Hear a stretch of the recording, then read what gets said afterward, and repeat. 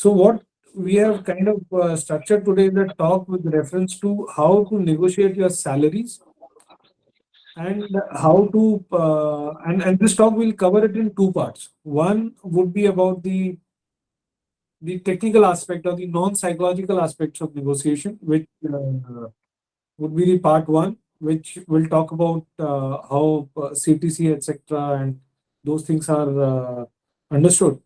And then we'll talk about the mental or the psychological aspects of negotiation. So, Manish, sir, shall we start the presentation? Sure. All right, sir. So, I have put a really big presentation. We'll start with one. This is a question which comes across very often by policy officers. Manish, sir, please take it. Yeah. So this is one of the most important aspect. जब भी हम बात करते हैं कि हमारी अपनी CTC कितनी है. So I have interviewed quite a few armed forces officer and I was also on other side of the fence. और मैंने भी एक उस वक्त एक एक्सेल शीट बनाई थी when I was about to hang the uniform. And तो उसमें एक टेंडेंसी होती है हमारी कि we put everything in that. So we put to the extent कि हम अपने बॉडी का भी एक वो लगा देते हैं कि body is a help and this kind of help is not going to be there in outside when we move out of armed forces, and so there has to be some value attached to it, and CSD and subsidized education, LTC, everything. हम हर एक चीज हर एक उसके ऊपर एक cash component उसके साथ लगाने की कोशिश करते हैं. And then what happens is at the end of it our CTC becomes very uninflated. Though I'm not saying that it is wrong, but then there is a way to do it. So you are getting whatever salary you are getting. So there is a cash component to it. So that cash component is something which is for which you have a proof. उसके लिए हमारे पास proof है, हमारे पास salary slip है, which can show कि हमारा जो भी सैलरी थी वो कितनी थी. But rest everything else for which we don't have a proof, and some things are perks and privileges. Those privileges and perks are very subjective. वो किसी Manish Kochhar can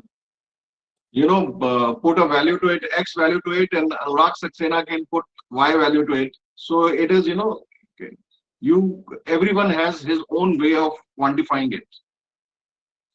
So you just talk about the cash component, and then non-cash components may what you can actually talk about is maybe the housing and LTC, some privileges, some perks like subsidized education, etc. You let them know that these perks were there, but you don't put it in your CTC. Let them, you don't put a value to all these things. Don't quantify them. Don't bluff. Because suppose you are also going for that job and I am also going for that job. I will be putting a different value to it, and you will be putting a different value to it. It kind of shows that we are trying to bluff. And I have seen for myself people coming with the same rank, people coming with a CTC of, I'm talking about 2016, with a CTC of 18 lakh and somebody else coming with a CTC of 38 lakhs. So I don't know. Ki itni parity on the same rank, same service. How can there be so much of parity? And the same question was asked to me by the HR, the junior guy who was sitting with me in the interview. He said, how is this? How come the same rank, approximately the same service, people are having such different CTCs? For which, of course, it was very difficult to answer him. But then, so quantify what can be proved. Otherwise, let them know that you have perks of the service, you have access to clubs, you have subsidized ration, you have housing, you your housing is as per your rank, so they know that a person who's coming after see some substantial amount of service gets a higher uh, accommodation, I mean larger accommodation, etc. If you want to, provided, which I don't know, if you're leaving after major, you may not like to highlight, but if you're leaving after colonel, you may like to highlight because those are the things. So quantify only those things which are quantifiable.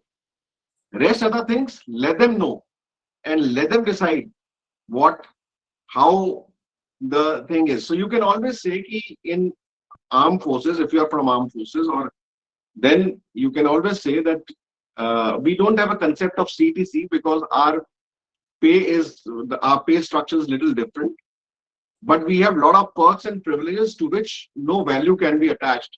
I mean, if I start putting a value to it, it may come out to be very high. So I would leave it to your good discretion, and whatever they value they think is applicable, they can put it. While you are doing all this, you already have a number in your mind. If you're going for a job, you should always have a number in your mind that what is that range which you are looking for from that particular job. Range of salary I'm talking about. So that is one thing. So in corporate CTC, however, you have a cash component and then you have a variable component. And then you have non-cash components. Now, cash component is of course fixed. We'll come to that. As far as the variable component is concerned, it may be performance based. So your aim should be that your variable component should be low whenever you are looking for a job outside. So because the variable component, the guarantee of nobody can give you a guarantee that you will be getting 100% of the variable component. So you may not get. So the CTC, if a CTC has 60% fixed component and 40% variable component, and your CTC is say 50 lakhs. So you can imagine that 40% of the 50 lakhs, that is 20 lakhs, is your variable, which you may or may not get fully or partially. So when you are going for a job, your aim should be to reduce that variable component. So this is something which you need to keep in mind. Then your what you have to understand is that you may be promised a CTC of, say, which I'm sure you must already be knowing, but there may be people who may not be knowing this, that when you're going for when you're opting for a job and they tell you that you get, okay, your CTC is 36 lakhs. What are you going to get in hand? That take home pay is again very, very important, and take home pay and CTC are not same. So I will just give you an example of this thing. It's just a breakdown. Don't go into the technical nitty-gritties of this. It may or may not be accurate, but it is worked upon. This slide basically talks about a CTC of 50 lakh rupees, and it's basically done after research in, say, if you're in Reliance Industries, it is actually for Reliance Industry. It has been worked upon for, and so if you are getting a CTC of 50 lakhs, so your in-hand salary after cutting all kind of components is max 36 lakhs, 36.5 lakhs. So what you are taking home is approximately 3 lakh rupees per month. So that is the kind of hit which you take when when you're given a CTC of 50 lakhs. So in that CTC, there are so many other things. You have basic salary, then your house rent component is also taken care of, your medical insurance is also taken care of, your income tax, HRA, everything. I mean, there are so many other components. So this is one thing which you need to keep in mind, that your CTC and your take home pay are going to be different.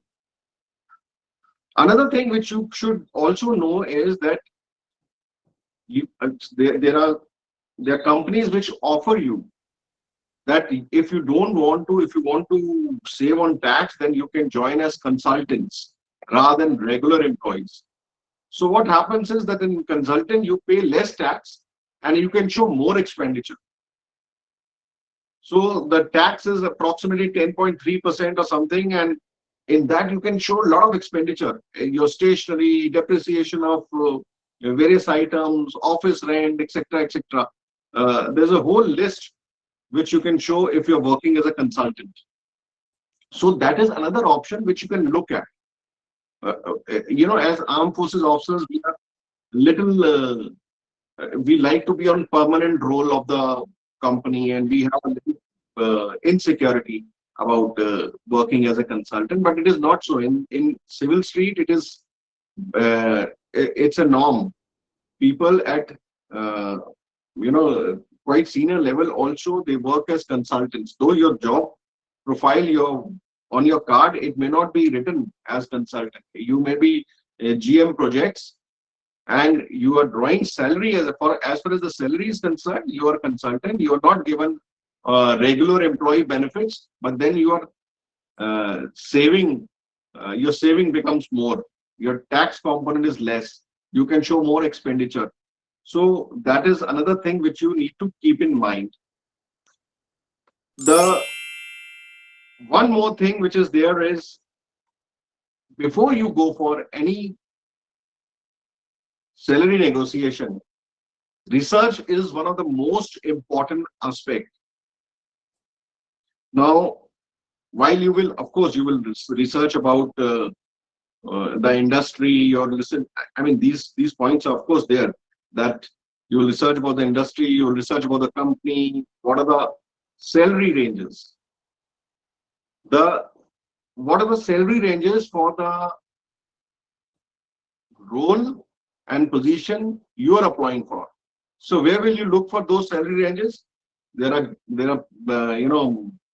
uh, there are websites like Glassdoor. Then uh, there is another website. I think it is paycheck.com or something like that, which is there. You can, in fact, they have.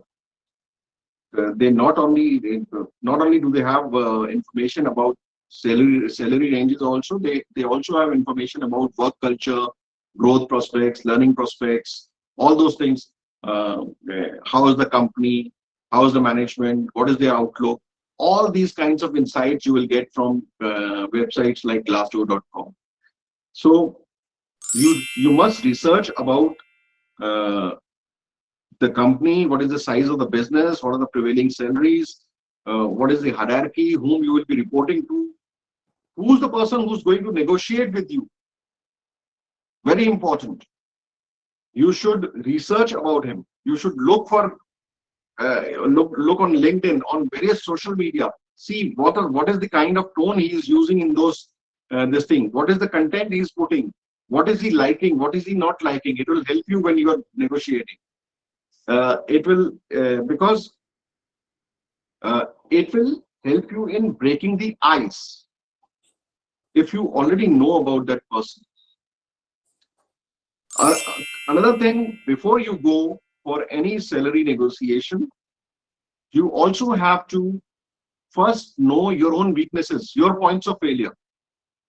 So if I am going out after say 20 years of service, and I'm applying for a job for which I think I am fit enough, and I have everything which is required for that job. But as far as the industry is concerned, you may still be a fresher. I don't have any industry experience when I'm going out. So, and for anybody else who's moving from civil, some one job to another job in the civil street, you have to know what are my weak points for that particular job and list down those weak points and work,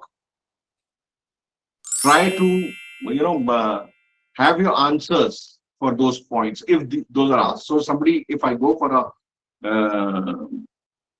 you know salary negotiation and I say, and if somebody tells me you are asking for 45 lakhs, but you don't have any experience in the industry, so my answer should already be there. I should have that answer. I should have prepared that answer. Why should we pay you 50 lakhs? Uh, Tell us why should we hire anybody who's already there in the industry and coming with the same kind of experience, but in the at a lower salary. So you should have those kind of answers ready. So that is another thing which is very important. Then is your what you should also know is the job responsibility. What is the impact that job is going to have on the business? What is the team size? What are the assets you're going to handle? Does your position has a weightage in the decision matrix? Whom are you replacing? So all these things will tell you about the criticality of that role, and you can connect the dots and see if you have already researched about the salary range. If you know that this is the kind of job responsibility I'm going to have and it is a critical role, then you will be able to convince the uh, negotiator better.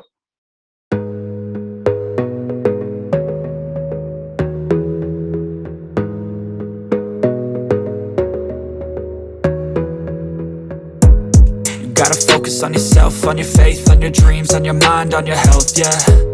You gotta work